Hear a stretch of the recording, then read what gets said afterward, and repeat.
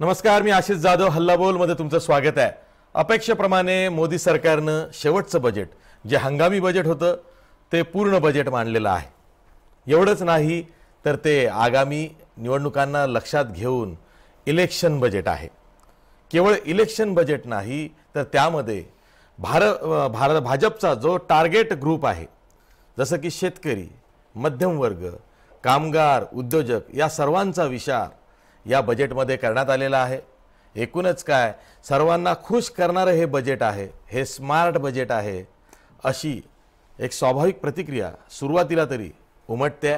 जसं जसं budgetary provision ज्याला आपण अर्थसंकल्पामधल्या तरतुदी म्हणतो त्याचं विश्लेषण, त्यातली स्पष्टता अधिक वाढेल तेव्हा बजेट नेमकं कसं आहे आणि ते लोकांपर्यंत कशा पद्धतीने पोहोचणार आहे, लोकांना किती दिलासा मिळणार आहे, कधी मिळणार आहे, ह्या बाबी जेव्हा स्पष्ट होतील तेव्हा खऱ्या अर्थानं या स्मार्ट बजेटचं पोस्टमार्टम होईल, त्याचं विश्लेषण होईल। पण सध्या तरी एवढं म्हणावंसं वाटतं की एक स्मार्ट खेळी मोदी सरकारने केलेली आहे। आणि जसं की पंतप्रधान नरेंद्र मोदी म्हणतात, ये तो बस ट्रेलर है। याचा अर्थ असा आहे की अजून महिनाभराचा अवकाश आहे आचारसंहिता लोकसभा निवडणुकीची लागायला। या महिन्याभरात सुद्धा सरकार काही मास्टर स्ट्रोक्स मारणार आहे। काही लोक उपासना म्हणतात की किती मास्टर स्ट्रोक्स मोदी सरकार मारणार आहे। राहुल गांधींनी तर जो मास्टर स्ट्रोक परवा मारला की मिनिमम इन्कम गॅरंटी, म्हणजे प्रत्येक गरीबाला किमान उत्पन्नाची हमी देणारी योजना आम्ही सत्तेत आल्यावरती आणू। त्यानंतरचं हे जे बजेट आहे यामधून सरकार जेव्हा आश्वासन देतं, बजेटरी तरतूद करतं, म्हणजे ज्याला आपण बजेटरी अलोकेशन्स म्हणतो, अर्थसंकल्पीय तरतुदी म्हणतो, ते करतं तेव्हा लोक असा विचार करतात की होय, आता सरकार आपल्याला यातून दिलासा देणार आहे। या बजेटमधून अर्थमंत्री पियुष गोयल यांनी मध्यमवर्गीय, जे खास करून शहरातले मध्यमवर्ग आहेत, नोकरदार आहेत, त्यांना खुश केलं। 5 लाखांपर्यंतचं उत्पन्न आता हे करमुक्त असणार आहे। जर का 5 लाखाच्या आत ज्यांचं उत्पन्न आहे त्यांना कुठलाही कर भरावा लागणार नाही आणि 5 लाखाच्या वर ज्यांचं उत्पन्न आहे त्यांना आपल्या गुंतवणुकीचे डिटेल्स विवरणपत्रात द्यावे लागतील आणि मग त्यातून त्यांना रिबीट मिळणार आहे। आणि ते रिबीट सुद्धा जर का काउंट केलं, म्हणजे ग्राह्य धरलं, मोजलं, तर मग जवळपास 7,20,000पर्यंतची कर सवलत ही इन्कम टॅक्समध्ये मिळू शकते। त्याचबरोबर शेतकरी वर्ग नाराज आहे। 3 राज्यांच्या निवडणुका झाल्या, त्यामध्ये भाजपला फटका बसला, त्यावरती मात करायला थेट अनुदान योजना शेतकऱ्यांसाठी भाजप सरकारनं लागू केलेली आहे। आज जे बजेट झालं त्यामध्ये ज्यांची शेती 5 एकर आहे, म्हणजे 2 हेक्टर आहे, 1 हेक्टर म्हणजे 2.5 एकर, 2 हेक्टर म्हणजे 5 एकर शेती जे छोटे शेतकरी आहेत त्यांना त्यांच्या अकाउंटमध्ये महिन्याला 500 रुपये असे वर्षाला 6,000 रुपये, ते सुद्धा 3 इन्स्टॉलमेंटमध्ये, म्हणजे 3 हप्त्यांमध्ये 2-2 हजाराचे 3 असे ते पैसे थेट अकाउंटमध्ये बँक खात्यात जमा होणार आहेत। या 2 योजना ज्या आहेत किंवा या 2 ज्या घोषणा आहेत त्यांनी खरंच आगामी लोकसभा निवडणुकीत भाजप बाजी मारेल का, यावरच आपल्याला चर्चा करायची आहे। आपल्यासोबत मान्यवर पाहुणे आहेत। आपल्या स्टुडिओमध्ये शेतकरी नेते अजित नवले आहेत, त्याचबरोबर आपल्यासोबत काँग्रेसचे प्रवक्ते आमदार भाई जगताप असणार आहेत, तसंच आपल्यासोबत भाजपचे प्रवक्ते भालचंद्र शिरसाट आहेत, आपल्यासोबत अभय टिळक आहेत, अर्थविश्लेषक आहेत, ज्येष्ठ पत्रकार आहेत, तसंच नागपूरहून आपल्यासोबत एक व्यापारी फेडरेशनचे अध्यक्ष आहेत नागपूरचे BC भरतिया, हे सुद्धा असणार आहेत। पण मी चर्चा सुरू करण्यापूर्वी आज जे बजेट मांडलं गेलं त्याचं विश्लेषणात्मक स्वरूपाची एक बातमी दाखवणार आहे। त्याचं आम्ही ज्याला इलेक्ट्रॉनिक मीडियाच्या भाषेमध्ये पॅकेज म्हणतो बातमीचं, ते तुम्हाला दाखवणार आहे। त्यातून तुमच्या सर्व प्रश्नांचा उलगडा होऊ शकेल। बघा,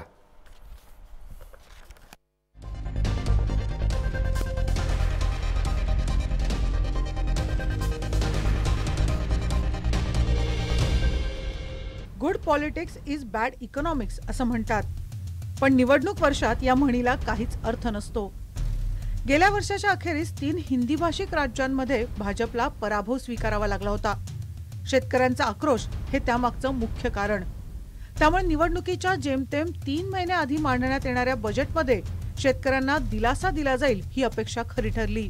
पीएम किसान इस योजना के तहत जो वल्नरेबल किसान हैं, जो छोटी ज़मीन रखते हैं, 2 हेक्टेयर तक की जिनकी ज़मीन है, 2 हेक्टेयर तक की ज़मीन को, उन सभी को सीधा उनके इनकम में सपोर्ट, डायरेक्ट इनकम सपोर्ट 6,000 रुपए प्रति वर्ष के हिसाब से देने का निर्णय सरकार ने किया है। अर्थसंकल्पाच्या अक्षरशः 2 दिवस आधी NSSOचा अहवाल फुटला होता। नोटबंदीनंतर देशातला बेरोजगारीचा दर तब्बल 6.1% इतका झाल्याचं त्यात नमूद करण्यात आलंय आणि हा दर गेल्या 45 वर्षातला सर्वाधिक आहे। नोटबंदी आणि त्यापाठोपाठ लागू करण्यात आलेल्या GSTचा फटका लघु उद्योगांना बसला होता। या पार्श्वभूमीवर कामगार आणि लघु उद्योजकांना खुश करण्याचा पुरेपूर प्रयत्न करण्यात आलाय। प्रधानमंत्री Shram Yogi Maandhan will be for the organized sector workers with monthly income up to rupees 15,000. This pension yojana shall provide them an assured monthly pension of rupees 3,000 after they achieve the age of 60 years. Exemptions from GST for small businesses have been doubled from 20 lakh to 40 lakhs. Further, small businesses having turnover up to 1.5 crore have been given an attractive composition scheme wherein they pay only 1% flat rate and have to file only one annual return. Similarly, small service providers with turnover up to 50 lakhs can now opt for composition scheme and pay GST at 6% only instead of 18%. भाजपचा हक्काचा मतदार मानल्या जाणाऱ्या मध्यमवर्गीयांनाही मोठा दिलासा देण्यात आलाय। अनेक वर्षापासून आयकराची मर्यादा वाढवून 5 लाखांवर न्यावी अशी मागणी केली जात होती। त्यातच खुल्या प्रवर्गातल्या आर्थिकदृष्ट्या मागासांसाठी आरक्षण देताना किमान उत्पन्नाची मर्यादा 8 लाख ठेवण्यात आली होती। त्यामुळे या मागणीला बळ मिळालं होतं। निवडणुकांना सामोरं जाताना सरकारनं मध्यमवर्गीयांनाही खुश केलंय। Individual taxpayers having taxable annual income up to rupees 5 lakhs will get full tax rebate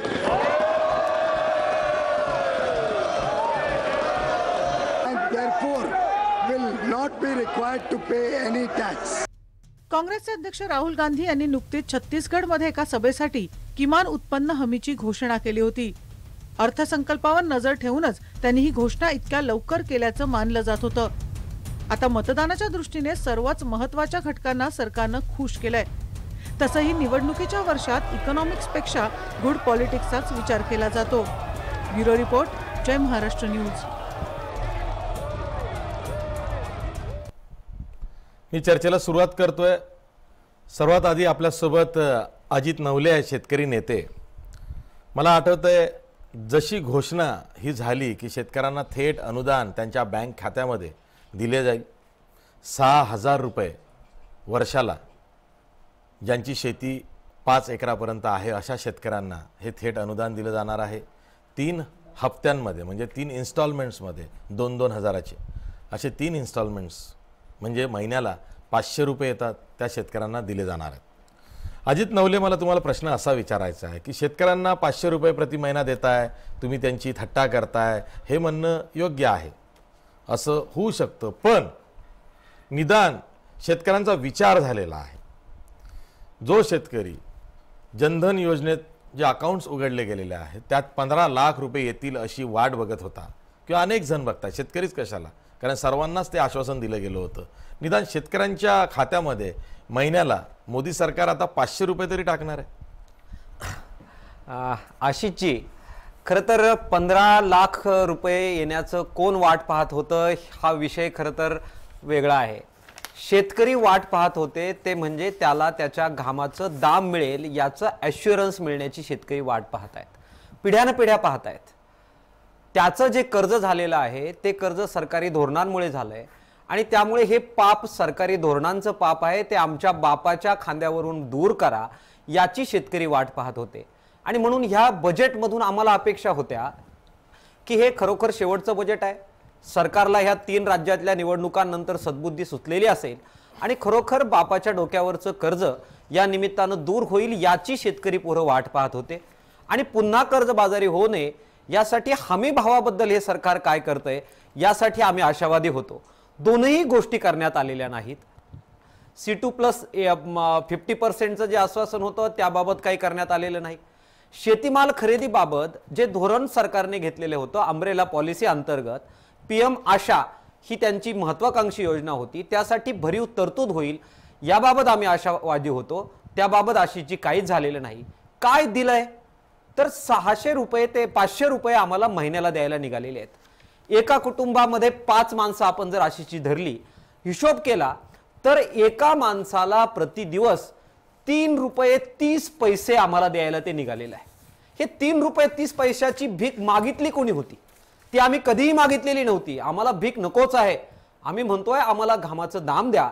आणि त्यासाठी ही जी काही तुम्ही अम्ब्रेला पॉलिसी आणली होती त्यासाठी 1.5 पट हमी भावासाठी त्याच्या मालाच्या खरेदीसाठी रास्त उत्पादन खर्च अधिक 50% धरून हमी भाव देण्यासाठी तरतूद करा ही आमची मागणी होती। कर्जमाफीची मागणी होती, हे झालेलं नाही आणि म्हणून चेष्टा केली आहे। अशी जे अजून एक मुद्दा आपल्या निदर्शनास मी आणून देईन। पुन्हा यांनी अटी शर्ती लावल्या।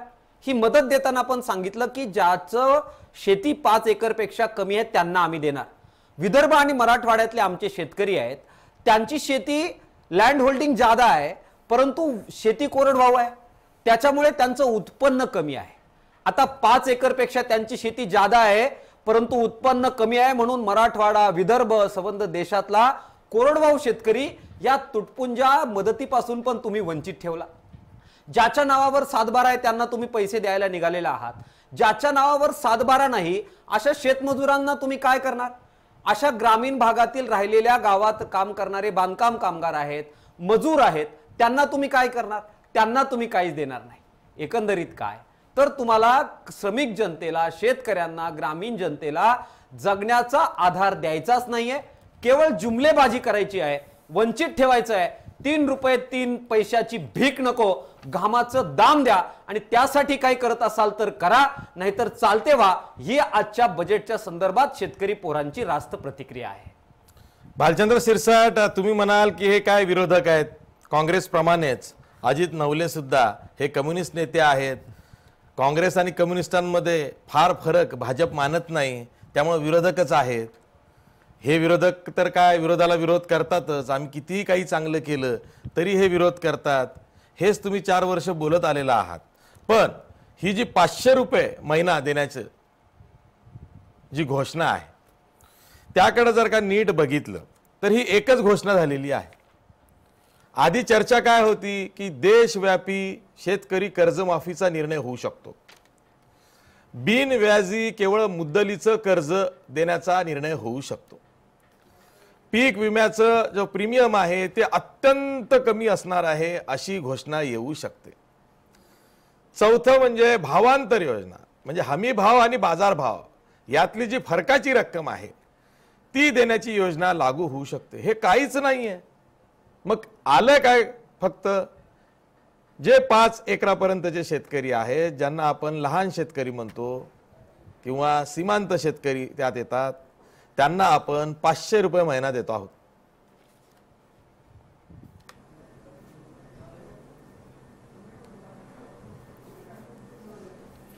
अशी जी एक गोष्ट मी आपल्याला स्पष्ट करू इच्छितो, या बजेटचं सर्व स्तरातून स्वागत झालं आणि काँग्रेस आणि कम्युनिस्ट त्याच्यावर नाराज आहेत, याचाच अर्थ हे बजेट जनतेमध्ये लोकप्रिय होणार आहे, त्याची भीती त्यांना वाटत आहे, हे स्पष्ट आहे। शेतकऱ्यांना काय दिलं? कर्जमाफी हा शेतीवरचा कायमस्वरूपी उपाय नाही, ती मलमपट्टी आहे आणि ती मलमपट्टी सुद्धा जेव्हा जखम होते तेव्हा प्राथमिक उपचार मलमपट्टी करावी लागते। तशी ती मलमपट्टी आणि प्राथमिक उपचार महाराष्ट्रात देवेंद्रजी फडणवीस सरकारने आणि केंद्र सरकारने केलं। नुकतंच गेल्या आठवड्यात 4700 कोटीचं दुष्काळग्रस्त शेतकऱ्यांसाठी पॅकेज केंद्र सरकारकडून आलेलं आहे।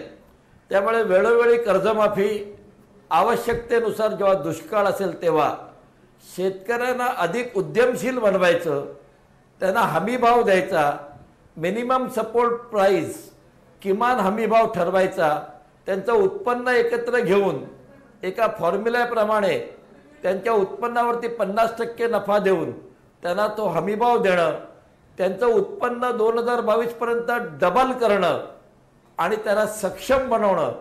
आणि त्याला सक्षम बनवायचं असेल तर शेतीमध्ये गुंतवणूक जी गेले काही वर्ष पूर्णपणे 85 नंतर गुंतवणूक थांबली होती, कृषी पंप असतील, सौर ऊर्जा पंप असतील, तिथे इलेक्ट्रिसिटी असेल, मागेल त्याला ट्रान्सफॉर्मर, त्याच्या शेतामध्ये ट्रान्सफॉर्मर, अशा पद्धतीने त्यांना लागणारं बी बियाणापासून खतापासून सर्व सपोर्ट सिस्टीम आणि त्यांना आवश्यक तिथे आर्थिक सहाय्य, आर्थिक अनुदान, आणि जेव्हा त्यातूनही प्रश्न येतो तेव्हा रोजगार, तेव्हा त्यांना भावाची हमी, मिनिमम सपोर्ट प्राईस, आणि त्याच्याही पलीकडे जाऊन जेव्हा प्रश्न उद्भवतात तेव्हा कर्जमाफी, असे सर्व उपाययोजना सातत्याने गेल्या 4.5 वर्षात प्रत्येक बजेटमध्ये आणि प्रत्येक वेळेला केंद्र सरकारने, महाराष्ट्र सरकारने केलेले आहे. याच्या व्यतिरिक्त ऑल शेतकऱ्यांना एक अधिक अतिरिक्त पेन्शन सारखं 500 रुपये दरमहा, आज ती रक्कम 500 सुरुवात झाली आहे, भविष्यात ती वाढवू शकेल, परंतु ते ॲसेस करावं लागेल कोणाला कुठे किती गरज आहे. आणि म्हणून जे अल्पभूधारक आहेत त्यांना ही मदत करण्यात आली आहे. जे शेतमजूर आहेत, जे असंघटित कामगार आहेत, कम्युनिस्ट नेते हे नेहमीच दिशाभूल करत असतात त्यांच्यावरतीच त्यांचा धंदा चाललेला आहे. असंघटित कामगार आणि जे शेतमजूर आहेत यांना सुद्धा या सर्व योजनेमध्ये समाविष्ट केलेलं आहे. मग ते घरात भांडी घासणारे, घरकामकार करणारे कामगार असतील किंवा रिक्षा चालवणारे असतील किंवा शेतातले मजूर असतील, सर्व असंघटित कामगारांना सुद्धा येथे आपण योजना दिली, पेन्शन योजना दिलेली आहे. या बजेटमध्ये शेतकरी आणि कष्टकरी सर्वांचा विचार केलेला आहे. आणि फक्त विचार बजेटमधल्या 500 रुपयापुरता नाही, त्याला राहायला घर नसेल तर घर मिळणार, जर वीज नसेल तर मोफत वीज मिळणार, LPG सिलेंडर मिळणार. 8 कोटीचं प्रॉमिस केलं, 6 कोटी पूर्ण झाले आहेत. 2 कोटीचं प्रॉमिस घरांचं, 1,53,00,000 लोकांना घरं दिलेली आहेत. ती यादी अवेलेबल आहे, लाभार्थींची यादी अवेलेबल आहे. अशा पद्धतीने आयुष्यमान भारत म्हणजे माणसाच्या घरी खाणं पिणं, रोटी कपडा मकानच्या नंतर आरोग्याचा प्रश्न येतो. आरोग्यासाठी आयुष्यमान भारतमध्ये 50 कोटी जनतेसाठी 5 लाखाची कुटुंबाला जी विम्याची योजना केलेली आहे आणि कुठल्याही इस्पितळात जाऊन ते करू शकतात. आज 58% खाजगी इस्पितळं या योजनेमध्ये सहभागी झाली आहेत. म्हणजे गरीब असेल तर त्याने KEM हॉस्पिटलमध्ये आणि सायन हॉस्पिटलमध्ये रांग लावायची, JJ मध्येच जायचं, सरकारी रुग्णालयात जायचं, हे आता राहिलेलं नाही. गरीब सुद्धा आता अत्यंत स्वाभिमानाने प्रायव्हेट खाजगी रुग्णालयात जाऊ शकतो आणि 5 लाखापर्यंत त्याचा खर्च केंद्र सरकार उचलणार आहे. अशा पद्धतीने 10 लाख लाभार्थी आता ऑलरेडी आलेले आहेत आणि 50 कोटीचं टार्गेट आहे. सर्व दृष्टीने शेतकरी, कष्टकरी आणि गरिबांना सर्व दृष्टीने गरिबी हटवण्यासाठी नाही, त्यांचं राहणीमान उंचावण्यासाठी हा अर्थसंकल्प आहे. हा फक्त 19-20चा अर्थसंकल्प नाही, हा 2030 साठीचा अर्थसंकल्प आहे. अच्छा, म्हणजे पुढच्या 4 महिन्यांचा नाहीये, नव्या भारताच्या दिशेने घेऊन जाणारी आहे. कष्टकरी, शेतकरी, भालचंद्र सिरसाट, अहो भालचंद्र सिरसाट बोला. असं आहे, निवडणुकीच्या तोंडावरती जेव्हा निवडणूक 3 महिन्यावर आहे तेव्हा प्रशासकीय खर्च भागवण्यासाठी 4 महिन्याच्या खर्चाला संसदेची मंजुरी घेण्यासाठी लेखानुदान मांडण्याची प्रथा, परंपरा आपल्या लोकशाहीमध्ये आहे. ती आतापर्यंत बऱ्याच वेळा जपली गेलेली आहे. पहिल्यांदा असं झालेलं आहे की बजेट ते बजेट असतं, आम्हाला माहीत नाही, तुमचं आमचं सेम असतं, पण आमचं ते बजेटच असतं. मग ते कोणतंही बजेट असू दे, ते अंतरिम किंवा हंगामी बजेट असू दे की वोट ऑन अकाउंट असू दे. आत्ता पी चिदंबरम जे देशाचे माजी अर्थमंत्री सुद्धा होते, त्यांनी ट्विट केलेलं आहे की हे वोट ऑन अकाउंट अशा पद्धतीनं मांडलं गेलेलं आहे की हे अकाउंट्स फॉर वोट झालेलं आहे भाजपसाठी, अशी टीका केलेली आहे. त्यामुळं पहिल्यांदा भारताच्या इतिहासामध्ये हंगामी बजेट हे 2 तास मांडलं गेलेलं आहे. फुल फ्लेज बजेट मानलं गेलेलं आहे. आणि तरी सुद्धा बजेट मांडणारे अर्थमंत्री पियुष गोयल म्हणतात it's not a populist budget. हे लोकप्रिय घोषणांचं बजेट नाहीये, लोकप्रिय घोषणा यात नाहीयेत. अहो त्याही पलीकडे जाऊन या ज्या घोषणा आहेत त्या मतदारांना डोळ्यासमोर ठेवून केलेल्या आहेत असं म्हटलं तर चुकीचं होणार नाहीये. आणि त्यासाठीच मी अभय टिळक यांच्याकडे जाणार आहे, अर्थविश्लेषक आहेत. सर, अर्थमंत्री पियुष गोयल यांची रिॲक्शन आलेली आहे. ते म्हणतायत दिस is not a populist budget. हे लोकानुनय करणारं पॉप्युलिस्ट बजेट नाहीये असं ते म्हणतायत. मग यामध्ये काय असं आहे की हे पॉप्युलिस्ट बजेट नाही असा दावा पियुष गोयल करतायत?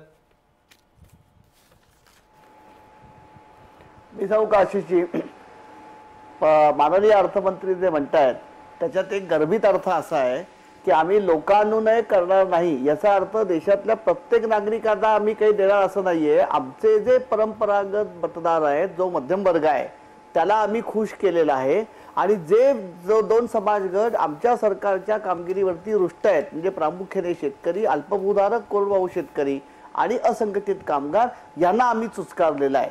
आता याच्यामध्ये मला दोन मुख्य आक्षेप आहेत आणि ज्याच्यावरती खरं आपण चर्चा केली पाहिजे. पहिली गोष्ट अशी आहे, जो मुद्दा तुम्ही कालपासून म्हणताय की हे जर पूर्णपणे हे जर लेखानुदान नाहीये तर आणि हे जर पूर्ण अर्थसंकल्प आहे असा जर माननीय अर्थमंत्र्यांचं म्हणणं असेल, प्रतिपादन असेल, तर या अर्थसंकल्पामध्ये केवळ 3च घटकांचा विचार झालेला आहे. म्हणजे आम्ही देशातल्या गुंतवणुकीबद्दल कुठेही बोललेलो नाही आहोत, देशामधले मोठे उद्योग आहेत त्यांच्याबद्दल आपण काही बोललेलो नाही आहोत, ऊर्जा, सिंचन, त्याच्यानंतर वाढती प्रादेशिक विषमता, समाजामधली वाढती विषमता, या संदर्भामध्ये सरकारचं एकूण धोरण काय आहे. म्हणजे जर खरोखर हे जर पूर्ण बजेट आहे असा जर माननीय अर्थमंत्र्यांचा दावा असेल तर केवळ अल्पभूधारक, मध्यमवर्गीय आणि असंघटित कामगार या 3च घटकांमधचा फक्त सगळा देश आहे असं आम्ही समजायचं का? बाकी जर हे पूर्ण बजेट आहे तर बाकीच्या सगळ्या गोष्टींबद्दल या अर्थसंकल्पामध्ये काहीही नाहीये. मुद्दा नंबर 1. आणि मुद्दा नंबर 2 जो सगळ्यात महत्वाचा आहे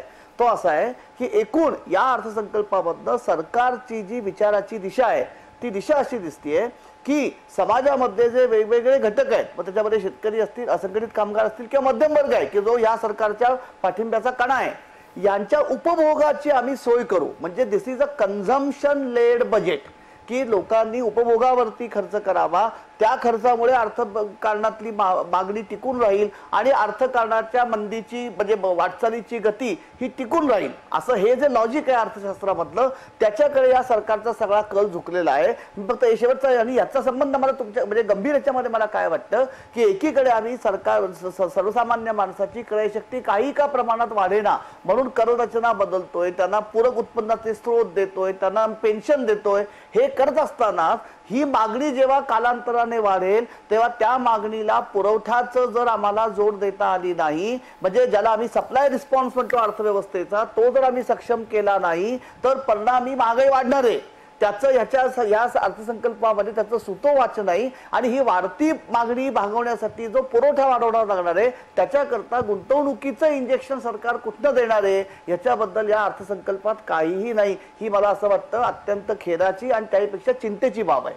ठीक आहे, आपल्यासोबत राज्याचे माजी मुख्यमंत्री काँग्रेसचे नेते पृथ्वीराज चव्हाण सुद्धा आहेत. सर, जय महाराष्ट्र न्यूज मध्ये तुमचं स्वागत आहे. थोड्याच वेळापूर्वी अर्थमंत्री पियुष गोयल यांची प्रतिक्रिया आलेली आहे. त्यांनी असं जाहीर केलेलं आहे की दिस is not a populist budget. हे लोकानुनय करणारं बजेट नाहीये. आम्ही बजेट मांडलेलं आहे, लोकांच्या हिताचे निर्णय घेतलेले आहेत असा दावा त्यांनी केलेला आहे. पण यामध्ये जसं अभय टिळक म्हणतायत की 3च वर्गाचा विचार झालेला आहे, शेतकरी, मध्यम वर्ग आणि असंघटित कामगार. इतरांचं काय? असे जी एक एक वर्गाबद्दल आपण बोलूया. पहिल्यांदा शेतकऱ्याबद्दल बोलूया. शेतकऱ्याला महिना 500 रुपये देण्याची घोषणा केलेली आहे 2 हेक्टर क्षेत्र असणाऱ्या शेती मालकाला. त्यामध्ये भूमिहीन शेतमजुराचा विचार नाही, ग्रामीण भागामध्ये जे बलुतेदार शेतीवर अवलंबून आहेत त्यांचा काही विचार नाहीये. आणि गेल्या 5 वर्षामध्ये मोदी सरकारच्या चुकीच्या धोरणामुळे जी कृषी अर्थव्यवस्था उद्ध्वस्त झालेली आहे, शेतकरी जो कर्जबाजारी झालेला आहे, त्याला बँकेची कर्ज परत करता आलेली नाही आणि त्याकरता कर्जमाफीची घोषणा झाली पण त्याचाही काही लाभ मिळालेला नाही. नवीन पत पुरवठा होत नाही कारण कर्ज घ्यायची ऐपतच शेतकऱ्याची राहिलेली नाही. आता हे सगळं होत असताना आणि हे का घडलं तर मोदी सरकारच्या जाणून बुजून घेतलेल्या चुकीच्या धोरणामुळे. काय चुकीची धोरणं होती तर मुद्दाम शहरी ग्राहकांना खुश करण्याकरता शेतीमालाच्या किमती मुद्दाम कमी ठेवण्यात आल्या. हमी भावामध्ये वाढ करू दिली नाही. जेमतेम 2-3% वार्षिक सरासरी हमी भावामध्ये वाढ दिली आणि त्यामुळे आणि ज्या वेळेला शेतीमालाचे भाव वाढायला लागले तेव्हा आयात करून ते माल डिप्रेस केले, कमी केले. ही जी धोरणं आहेत त्यामुळे शेतकऱ्याचं जे नुकसान केलं आहे, आत्महत्यांची संख्या वाढलेली आहे. तर तुम्ही आता 500 रुपये महिना देऊन शेतकऱ्याला खुश करणार आहात, ते खुश होणार नाही. म्हणजे एका बाजूला काही लोक तर म्हणतात की 15 लाखात आश्वासन होतं, बँकेत 15 लाख होते, आता 500 रुपये महिना येणार आहेत. ठीक आहे, 500 रुपये आले तरी ठीक, आपण त्याला तरी काही समाधान होणार नाही, पण चोर चोराची लंगोटी काहीतरी शेतकऱ्याला मिळेल. आता दुसरा घटक आपण घेऊया, कामगारांना, असंघटित कामगारांना काय म्हटलेलं आहे की जर 18 वर्ष वयाच्या कामगारांनी दरमहा 100 रुपये बँकेत किंवा खात्यात जमा केले तर 40 वर्षानंतर म्हणजे वयाच्या वर्ष 60 झाल्यानंतर त्याला 3000 रुपये मासिक पेन्शन मिळेल. आता 40 वर्षानंतर त्या 3000 रुपये मासिक पेन्शन मध्ये चहाचा 1 कप तरी येईल का? आणि त्यामुळे हे आता याचा काय लाभ मिळणार आहे? त्यातून जर कामगारांची मतं आपल्याला मिळतील असा जर गैरसमज सरकारचा असेल तर हरकत नाही. एकंदरीत मध्यमवर्गीयांच्या करताची इन्कम टॅक्स मध्ये सूट झालेली आहे ही स्वागतप्रिय आहे.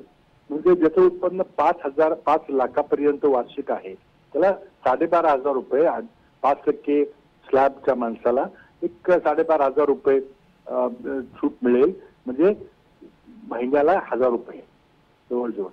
आता महिन्याला 1000 रुपये, पण त्याच्या आधी डिझेल पेट्रोलच्या किमती वाढवून, स्वयंपाकाच्या गॅसची किंमत वाढवून, एकंदरीत महागाई वाढवून, अन्नधान्याच्या किमती वाढवून, तुरीच्या वेळेच्या किमती वाढवून सरकारनं जे शहरी ग्राहकाला जे अस्वस्थ केलेलं आहे ते काय आता 1000 रुपये वर्षाला देऊन काही समाधान होणार आहे का?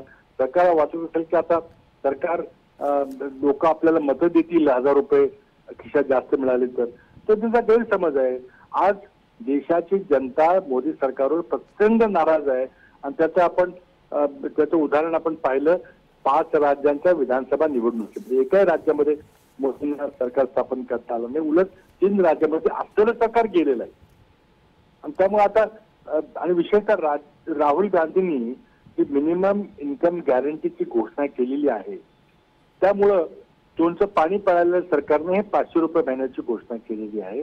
पण मी आपल्याला सांगतो की पुढचं सरकार आल्यानंतर आम्ही राहुल गांधींची ही मिनिमम इन्कम गॅरंटीची योजना आहे ती प्रत्येक घटकाला, तो शहरी गरीब असेल, भूमिहीन शेतमजूर असेल, आदिवासी असेल, प्रत्येकाला एका किमान पातळीपर्यंत वर आणण्याकरता सरकार मदत करेल अशा प्रकारची योजना आम्ही राबवणार आहोत. पृथ्वीराज चव्हाण, एक आक्षेप काँग्रेसवरही घेतला जातोय आणि हे सर्वसामान्यांची प्रतिक्रिया आहे. बघा कसं आहे की ऑल्दो हे हंगामी बजेट होतं, तुम्ही म्हणताय हंगामी बजेट पण नाही, वोट ऑन अकाउंट लेखानुदानच मांडायला हवं होतं, तरी इलेक्शन बजेट पूर्ण बजेट मांडलं गेलेलं आहे. अनेकांना असं वाटतं, अनेकांच्या डोक्यात ही शंका आहे, मनात ही शंका आहे की विरोधक बाहेर राहून कुठल्याही घोषणा करू शकतात. म्हणजे राहुल गांधींनी मिनिमम गॅरंटी स्कीम, जी प्रत्येक गरीबाला किमान उत्पन्नाची हमी देणारी योजना आम्ही आणू, ही घोषणा केली. आमची सत्ता आली तर आम्ही 10 दिवसात शेतकरी कर्जमाफी योजना लागू करू, असंही राहुल गांधी वारंवार सभांमधून बोलतात. आणि जर का सत्ताधारी पक्षाला बजेट सारखी संधी मिळाली आणि त्यांनी जर का लोकप्रिय घोषणांची घोषणा केली तर बिघडतं कुठं?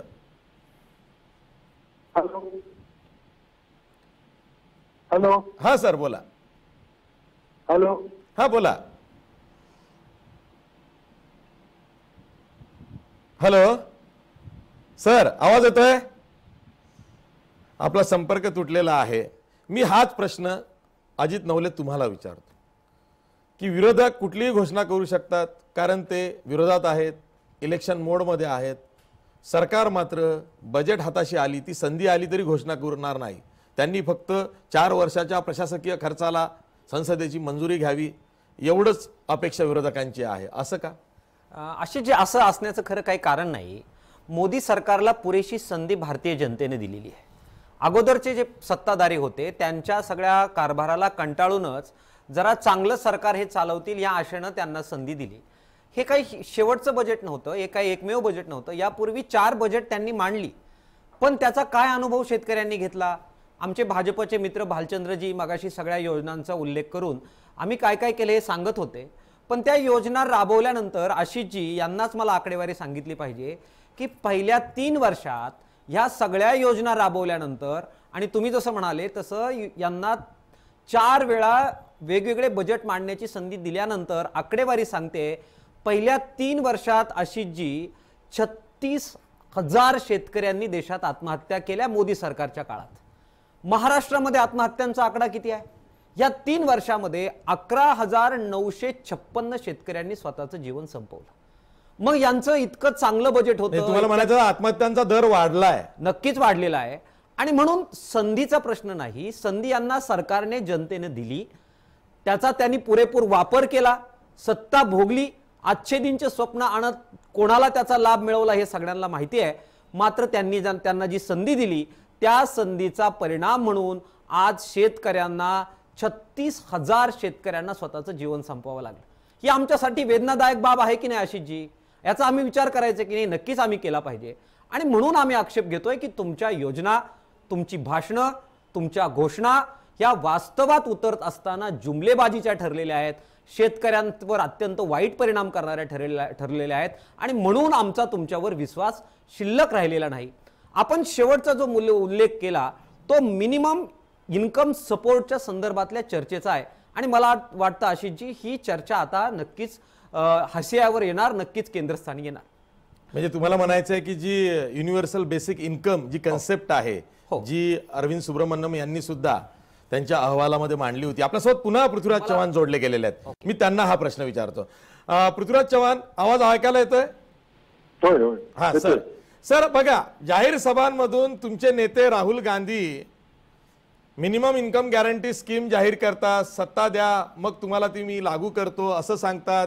एखाद्या राज्यात जातात, तिथे सांगतात मतदारांना तुम्ही आम्हाला सत्तेवर आणा, 10 दिवसाच्या आत आम्ही शेतकरी कर्जमाफी करू. विरोधक म्हणून तुम्ही कुठल्याही घोषणा करू शकता, कुठल्याही आश्वासनं देऊ शकतात. बरं, सत्ताधाऱ्यांकडे बजेट सारखी संधी जर का आली आणि त्यांनी जर का लोकप्रिय घोषणा त्यात केल्या तर बिघडतं कुठं? ते पहा, मोदींच्या घोषणा निवडणुकीपूर्वीपासून आपण ऐकत आलेलो आहे. प्रत्येक बजेटमध्ये त्यांनी केलेली घोषणा, मग 20 आंतरराष्ट्रीय दर्जाची विश्वविद्यालय काढायची घोषणा असेल किंवा अगदी आजचे दिन पासून 15 लाखापासूनच्या घोषणा पाहिल्या तर जनतेचा मोदींच्या आता घोषणावर विश्वास राहिलेला नाही. पण काँग्रेस पक्षाने ज्या घोषणा केल्या, उदाहरणार्थ कर्जमाफीची घोषणा 10 दिवसामध्ये ती राबवून दाखवली. आणि त्यामुळे काँग्रेस पक्षाच्या घोषणाबाजी ही पोकळ घोषणाबाजी नाही आहे. काँग्रेस पार्टी जी काही घोषणा करते ती पूर्ण विचार करून करते, अंमलबजावणी करण्याची क्षमता असेल तरच करते, याचा लोकांचा विश्वास आहे. आम्ही आता कर्जमाफीची घोषणा केली ती 10 दिवसात करून दाखवली. आणि मला खात्री आपल्याला द्यायची आहे की आम्ही राहुल गांधींनी क्रांतिकारक योजना ही मिनिमम इन्कम गॅरंटीची घोषणा केलेली आहे, तर ते करून दाखवू. त्यामुळे कल्पना काय की युनिव्हर्सल नाही, ते युनिव्हर्सल त्याप्रमाणे वेगळी योजना केलेली आहे. काय योजना आहे तर एखाद्या व्यक्तीचं जे एखाद्या कुटुंबात नसेल त्या कुटुंबाला एका स्तरापर्यंत वर आणण्याकरता जेवढे पैसे द्यावे लागतील तेवढे पैसे दिले. युनिव्हर्सल बेसिक इन्कम मध्ये सरसकट प्रत्येकाला ठराविक रक्कम दिली जाते. मला सुद्धा, तुम्हाला सुद्धा ते योग्य नाही आपल्या देशाकरता. म्हणून आम्ही प्रत्येकाची उत्पन्नाची पातळी मोजून त्याला फक्त एका ठराविक पातळीपर्यंत येण्याकरता जेवढी मदत लागेल तेवढी आम्ही देऊ. आणि ती कुठला तो शेतकरी ग्रामीण भागातला आहे का, तो भूमिहीन शेतमजूर आहे का, शहरातला झोपडपट्टीमध्ये राहणारा गरीब आहे, हे काही न बघता सर्व गरीब आहे. ठीक आहे. हे होते राज्याचे माजी मुख्यमंत्री पृथ्वीराज चव्हाण, काँग्रेसचे नेते. त्यांनी मिनिमम इन्कम गॅरंटी स्कीम ज्याचं आश्वासन राहुल गांधींनी अटलनगर या छत्तीसगड मधल्या सभेत 2 दिवसांपूर्वी दिलं त्या संदर्भात बोलत होते. याच प्रश्नाला घेऊन मी अभय टिळक यांना पुन्हा बोलतं करतोय. सर, आपण खरं तर काल पण बोललो आणि आजही पुन्हा जेव्हा आता पृथ्वीराज चव्हाण म्हणतात की UBI अंतर्गत जी मिनिमम इन्कम गॅरंटी स्कीम आहे त्याच्यापेक्षा वेगळी अशी ही आमची योजना असणार आहे, त्याचा बऱ्यापैकी होमवर्क आम्ही केलेला आहे. पण तरीसुद्धा अशा ज्या योजना आहेत सर, किंवा इवन ही 500 रुपये प्रति महिना थेट अनुदान शेतकऱ्यांना देण्याची योजना आहे, अशा ज्या योजना आहेत यामुळं खरंच अर्थव्यवस्थेला चालना मिळेल की यामुळं तात्पुरती मलमपट्टी तेवढीशी होईल, लोक काही आळशी बनतील, त्यांना पूरक असा व्यवसायातून जी त्यांच्या उत्पन्नामध्ये वाढ झाली पाहिजे ती होईल का? कारण मोदी सरकार सुद्धा म्हणालं होतं की 2022 पर्यंत आम्ही शेतकऱ्यांचं उत्पन्न दुप्पट करू, आणि त्याच वेळी मोदी सरकारवर वेळ काय आली की शेतकऱ्यांना जगायला 500 रुपये महिना देण्याची वेळ आलेली आहे. अशी थट्टा आहे. काय होत आहे याच्यामध्ये आपण एक गोष्ट लक्षात घेऊया. हा मला असं वाटतं आशिषजी, राजकारण आणि अर्थकारण यांच्यामधल्या सनातन संघर्षाचं हे एक प्रतिबिंब आहे. कुठलाही सत्ताधारी पक्ष हा कुठल्याही आर्थिक धोरणाबद्दल ताबडतोबीच्या लाभांवरती डोळा ठेवून असतो आणि त्याची ती गरज असते राजकीय सत्ता टिकवण्याची. अर्थकारणामध्ये कुठलीही गोष्ट किंवा कुठल्याही धोरणाचा परिणाम हा ताबडतोब दिसत नाही, त्याच्याकरता वेळ जावा लागतो. आपल्याला जर खरोखर आमच्या देशामधले अत्यंत मोठ्या संख्येने असणारे असंघटित कामगार असोत किंवा कोरडवाहू अल्पभूधारक शेतकरी असोत, यांना जर आपल्याला खऱ्या अर्थाने आर्थिकदृष्ट्या सक्षम बनवायचं असेल तर यांची स्वतःची एक जी आर्थिक क्षमता आहे, स्वतःच्या पायावर सक्षमपणे उभं राहण्याची आणि स्वतःचं आर्थिक पुनरुत्थान करण्याची, ती आम्हाला बळकट करावी लागेल.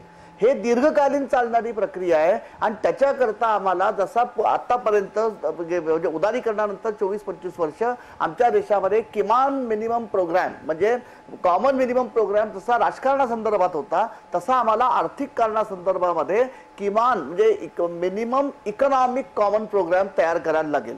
एवढा कुणाहीकडे आज आमच्याकडे म्हणजे पेशन्स नसल्यामुळे या तऱ्हेच्या ज्या योजना आहेत त्याचा आपण या ठिकाणी हल्ली वारंवार उल्लेख केला जातो आणि निवडणुकांदरम्यान त्याची घोषणा केली जाते. याच्यामुळे होतं फक्त एकच की तात्पुरता दिलासा त्या संबंधित घटकांना मिळतो. पण आशिषजी, मला या ठिकाणी आपण सगळ्यांनी ही गोष्ट एक लक्षात ठेवावी, या प्रकारच्या योजना एकदा सुरू झाल्या की त्या पुन्हा मागे घेणं हे कुठल्याही सरकारला कुठल्याही पक्षाला कधीही शक्य होत नाही.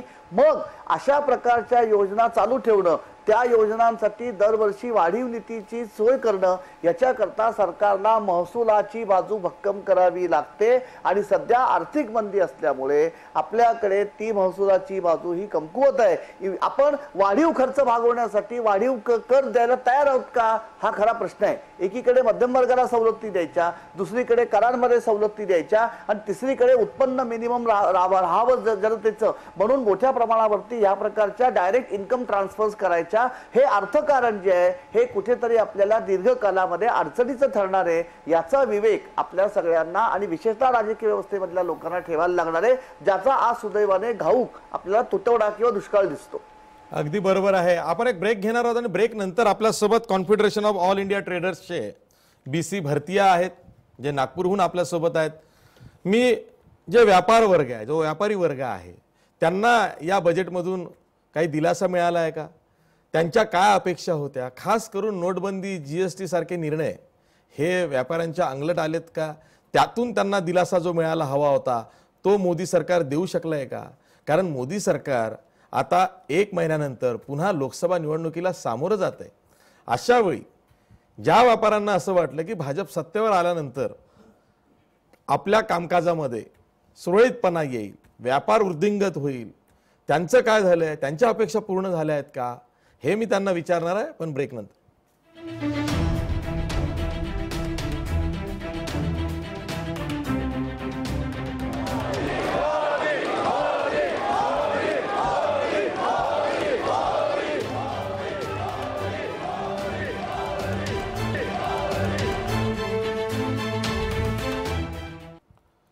ब्रेक नंतर पुन्हा तुमचं स्वागत. तुम्ही बघताय हल्ला बोल. आपण स्मार्ट बजेट मांडलं असा जो दावा भाजपनं केलेला आहे त्याविषयी बोलतो आहोत. मी थेट जातोय नागपूरला. आपल्यासोबत कॉन्फेडरेशन ऑफ ऑल इंडिया ट्रेडर्सचे BC भरतिया आहेत. BC भरतियाजी, जसं मी आधी ब्रेकपूर्वी म्हणालो की व्यापाऱ्यांना अपेक्षा होत्या, कारण व्यापारी हा गेल्या 4-4.5 वर्षामध्ये स्थित्यंतरातून गेला. आधी नोटबंदी, त्यानंतर GSTची अंमलबजावणी आणि त्यानंतर त्याला आता कुठंतरी नोटबंदीतून सावरल्यासारखं वाटतंय, GST मधून सावरू असं त्याला वाटतंय. त्यात हे बजेट येणार होतं, अपेक्षा वाढल्या होत्या, त्या पूर्ण झाल्यात का?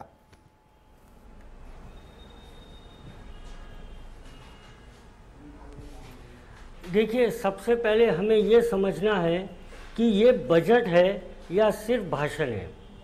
बजट कभी भी होता है तो उसमें खर्चा कहाँ करेंगे और पैसे कहाँ से आएंगे उसका बैलेंसिंग होता है। फिर प्लस कितना है, सरप्लस कितना है, डेफिसिट कितना है। यहाँ पर एक साइड बता दिया कि क्या क्या हम देंगे। 3 लाख करोड़ डिफेंस को दे दिया, 75,000 करोड़ किसान को दे दिया, बहुत अच्छी बात। तो ये पैसे क्या मेरी जेब में हाथ डाल के आप निकालने वाले हैं, इसका कहीं उल्लेख नहीं है। तो ये एक बहुत बड़ी चिंता का विषय हो गया है। भाषण में आपने एक प्रकार से अपने पूरे कार्यकाल का 5 साल का सारांश लोगों के सामने रख दिया, तो लोगों ने तो देख भी लिया था। मगर ये सारांश रखने के बाद जहाँ जहाँ प्रॉब्लम आए उसका निदान क्या होगा। आज नोटबंदी के बाद अगर व्यापार में पैसे नहीं है तो पैसे कैसे आएंगे मार्केट में, इसके बारे में क्या योजना है। बैंक खुद कंगाल हो गया, बैंक व्यापारियों को पैसे नहीं दे रहा, तो व्यापारियों को पैसे देने के लिए क्या योजना आपके पास है, आपने उसकी चर्चा नहीं की। आज GST में इतनी समस्या आ रही है कि कानून इतना अच्छा था, हम लोगों ने रात को फटाके फोड़े और मिठाई बांटे 30 जून की रात को 12 बजे, मगर उसके बाद जो सॉफ्टवेयर आया उसमें पूरा सत्यानाश कर दिया। हम लोग को पैसे भरना है, सॉफ्टवेयर पैसे नहीं ले रहा, हमको रिटर्न भरना है, रिटर्न नहीं। सरकार ने 400 से ज़्यादा उसमें संशोधन किए। हमारी अपेक्षा थी कि ये बजट में सरकार ये अनाउंस करेगी कि जो भी जुलाई 2017 से लेके दिसंबर 2018 तक जो भी गलतियां अगर व्यापारियों से हुई होगी उसका एक प्रकार से सेटलमेंट योजना के अंतर्गत सब खिड़कियां खोल के सारे रिटर्न ठीक करने की हम आपको एक संधि देंगे। आपने जो फीस हमसे लिया, जो पेनल्टी हमसे ली, जो ब्याज हमसे लिया, ये हमें आपको वापस करना चाहिए, क्योंकि कानून आपके लिए भी नया था, हमारे लिए भी नया था, मगर हमारे ऊपर सारे जितने भी नियम हैं वो आपने लगा दिए और आप अपने संशोधन करते जा रहे हैं। संशोधन के बाद वो कौन सी तारीख से लागू होंगे ये व्यापारी को समझा नहीं, फिर उन्होंने गलती कर दी। व्यापारी इतनी दुविधा में फंसा हुआ है कि वो क्या करे, वो प्रशंसा करे कि उसकी नाराजगी बताए। आज हमारे सामने इतना सिबिल नाम की एक संस्था खड़ी की है, सिबिल में कोई गलती हो गई, उसने बोल दिया इसका स्कोर खराब हो गया, तो मैं मेरी प्रॉपर्टी बैंक को मॉर्गेज देने भी तैयार हूँ, मगर मेरे को आपने लोन लेने से इनएलिजिबल कर दिया। आप बड़े इंडस्ट्रीज के लोन माफ़ कर सकते हो, आप किसान के लोन माफ़ कर सकते हो, मगर व्यापारी को आप लोन लेने से ही वंचित कर दोगे, ये कहाँ का न्याय है। तो कम से कम सिबिल के पुराने रिकॉर्ड साफ करके और आप मेरे को संधि तो दो कि मैं दोबारा कर्ज ले सकूं। मेरे को कर्ज माफ़ी नहीं चाहिए, व्यापारी कभी कुछ नहीं मांग रहा, मगर आप कम से कम उसको एक फैसिलिटेटर करके आप सामने तो आइए। मुद्रा योजना में व्यापारियों को पैसे नहीं मिले, वो आगे क्या करेंगे। तो हमारा ये कहना है कि आज व्यापारी ईज ऑफ डूइंग बिजनेस से त्रस्त है और कॉस्ट ऑफ डूइंग बिजनेस भी बढ़ता जा रहा है और आमदनी उसकी घटती जा रही है। आपने ई कॉमर्स की पॉलिसी लाई, वो पॉलिसी का अगर उन्होंने फुल नहीं किया तो क्या करेंगे। आप FDI in multi brand retail लाने की बात कर रहे हैं, हमारे व्यापारी उसके बाद में इनका धंधा चौपट होगा तो हम कहाँ जाएंगे, उसके बारे में आपके पास कोई चर्चा नहीं है। आपने कानून बनाया कि MSME को 45 दिन के अंदर पेमेंट करना, मगर बैंक पेमेंट नहीं, बैंक बोल रहा हूँ, कंपनियां पेमेंट नहीं कर रही, सरकारी दफ्तर पेमेंट नहीं कर रहे, PSUs पेमेंट नहीं कर रही, तो क्यों नहीं जो पेमेंट नहीं कर रहा उसके ऊपर आप कार्रवाई करें। आप बोलते हैं आप जाइए MSME में, वहाँ पर क्लेम डालिए। अरे मैं ही घूमता रहूँगा और बाकी लोग मेरे को परेशान करके अपने दफ्तर में बैठे रहेंगे, ये कौन सा नियम होता है। कहने का मतलब हमारा बहुत स्पष्ट है, नियम बनाते हो तो उसका कड़ाई से पालन हो, इसके लिए कोई ना कोई अथॉरिटी भी साथ में बनना चाहिए। आज व्यापारी दर दर भटक रहा है, मगर उसको कहीं भी कहाँ सुनवाई होगी इसकी हमको आज तक कहीं समझ नहीं आया। मगर हाँ, इन्होंने DIPP का नाम बदल के Department of Industry and Internal Trade किया, तो कहीं ना कहीं एक आस आई है कि इंटरनल ट्रेड की तरफ अब आगे चल के जो भी सरकार आएगी वो उसका ध्यान देगी। हमारा कहना बहुत स्पष्ट है कि राजनीति अलग और अर्थव्यवस्था अलग। पार्टी को जिता के लाना ये पार्टी का काम है, सरकार चलाना सरकार में जो बैठे हैं उनका काम है। सरकार पार्टी को जिताने की अगर जवाबदारी लेने लग जाएगी नीतियों के माध्यम से तो बड़ी तकलीफ हो जाएगी। तो राजनीति करना है वो पार्टी करे, सरकार और अर्थव्यवस्था को चलाना है वो जवाबदारी सरकार की। सरकार कोई पार्टी नहीं होती, सरकार एक समूह होता है जो देश को आगे लेके जाता है। ठीक आहे, भालचंद्र शिरसाट, ऐकलत तुम्ही, बजेट सादर झालं, तुम्ही फुल फ्लेज बजेट मांडलेलं आहे, हे काय हंगामी बजेट नाही आहे। आता तुमचं पण समाधान झालं असेल, पण जसं आता BC भरतिया बोलले त्यातून काय पुढे आलं की good politics, yes good politics but bad economics, हे झालेलं आहे। आपण मोदी सरकारचा 6वा बजेट हे मांडलेलं आहे, याच्या आधी 5 वेळा बजेट मांडले गेलेलं आहे। अजूनही आपल्याला शेवटचं बजेट मांडतपर्यंत त्यामध्ये लोकप्रिय घोषणा ह्या कराव्या लागतायत। याचा अर्थ आपण मागचे 4.5 वर्ष जे काम केलेलं आहे ते नाकारतो आहोत। आपल्याला अजूनही असं वाटतंय की आपण सर्वांना न्याय देऊ शकलेलो नाही। ज्यांची मतं आपल्याला हवी आहेत त्यांच्यासाठी आता आपण घोषणा केल्या पाहिजेत, कारण त्याचा फटका आपल्याला अलीकडे बसलेला आहे। म्हणून मग बजेट मांडायचं, लेखानुदान खरं तर मांडायला हवं होतं, ते तुम्ही नाकारलं। आर्थिक पाहणी अहवाल सुद्धा मांडला नाही। बरं, तो मांडला तर नाहीच, वरून selective leakages of government information करता, ती सुद्धा सुधारित करता। म्हणजे कशी की आर्थिक विकास दर त्याची सुधारित आकडेवारी आज प्रसार माध्यमांमधून लीक केली गेली। काय सांगितलं त्यामध्ये, नोटबंदी ज्या वर्षी झाली 2016 मध्ये, त्या 2016-17चा आर्थिक विकास दर हा 8.2% होता आणि आता 2017-18चा जो आर्थिक विकास दर आहे तो सर्वाधिक सध्या अलीकडच्या याच्यात 7.2% आहे। म्हणजे आपल्याला सोयीचं जेवढं आहे तेवढं आपण करतो, तेवढं जनतेला सांगतो। विरोधकांचं किंवा जनतेचं काही म्हणणं असेल जे आपल्या विरोधात जात असेल ते आपण ऐकून घेत नाही, असा आक्षेप आहे। तो तुम्हाला जाणवत नसेल, पण आता BC भरतियांच्या बोलण्यातून तो जाणवलाही असेल।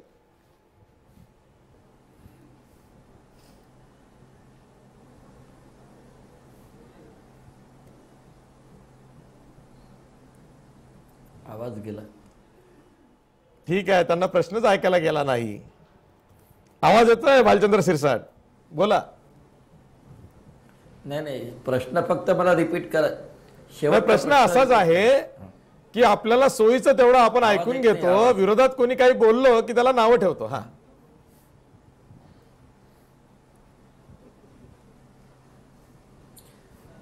आपण जवळजवळ 3-3.5 मिनिटं, मी घड्याळ बघत होतो, 3.5 मिनिटं विश्लेषण केलं, अभिप्राय दिलेत आणि शेवटी प्रश्न विचारलात। आता प्रश्नावरती मला येऊ द्या। आपण जे म्हणालात वारंवार त्यापेक्षा मला चिंताजनक वाटलं ते अभय टिळक अर्थतज्ञ आहेत असं मी ऐकून आहे, मला माझा परिचय नाही त्यांच्याशी। पूर्ण अर्थसंकल्प मांडला असं ते म्हणतात, तुम्ही म्हणालात पूर्ण अर्थसंकल्प मांडला आणि मग त्याच्यामध्ये हेही म्हणतात विसंगत की या गोष्टीचा उल्लेख नाही, त्या गोष्टीचा उल्लेख नाही, पैसे कसे येणार, महसुली उत्पन्न, भांडवली उत्पन्न, उत्पन्नाची बाजूच नाही, उत्पन्नाची बाजू नाही, फक्त खर्चाचीच बाजू आहे असं भरतिया म्हणाले। हा अंतरिम अर्थसंकल्प आहे हे आदरणीय अर्थमंत्र्यांनी अतिशय स्पष्ट सुरुवातीला केलं आणि हा अंतरिम अर्थसंकल्पच आहे। पण अंतरिम अर्थसंकल्प मांडत असताना जुलैमध्ये जो अंतिम अर्थसंकल्प मांडणार आहोत, जुलैमध्ये मोदी सरकारच येणार आहेत आणि मोदी सरकारचाच अर्थसंकल्प येणार आहे। मग ते जेटली साहेब मांडणार का, गोयल साहेब मांडणार का आणि कोण मांडणार, याच्यात त्यावेळेला ठरवलं जाईल.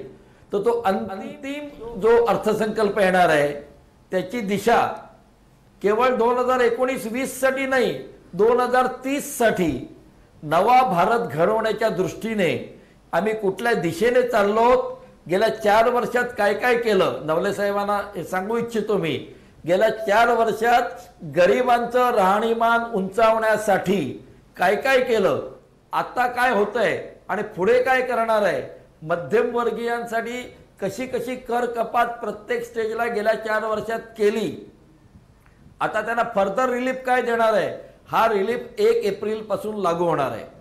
अर्थमंत्र्यांनी अतिशय स्पष्टपणे आपल्या प्रेस कॉन्फरन्समध्ये सांगितलं की जो मध्यमवर्गीय असतो, वेगवेगळ्या ठिकाणी जे निवृत्त लोक असतात, इन्व्हेस्टमेंट करत असतात आणि त्याच्यावरती TDS कापला जातो, त्यांची इन्व्हेस्टमेंट कशा प्रकारे करावी, कुठे TDS कापला जाईल आणि मग परत त्याच्यासाठी रिटर्न्स भरा, या सगळ्या घोळात पडू नये म्हणून त्यांना नियोजन करण्यासाठी 1 एप्रिलच्या नंतरची दिशा काय असेल, अंतिम अर्थसंकल्पात काय दिशा असेल, त्याच्यात एक आत्मविश्वास आहे, मोदींचंच सरकार परत येणार आहे.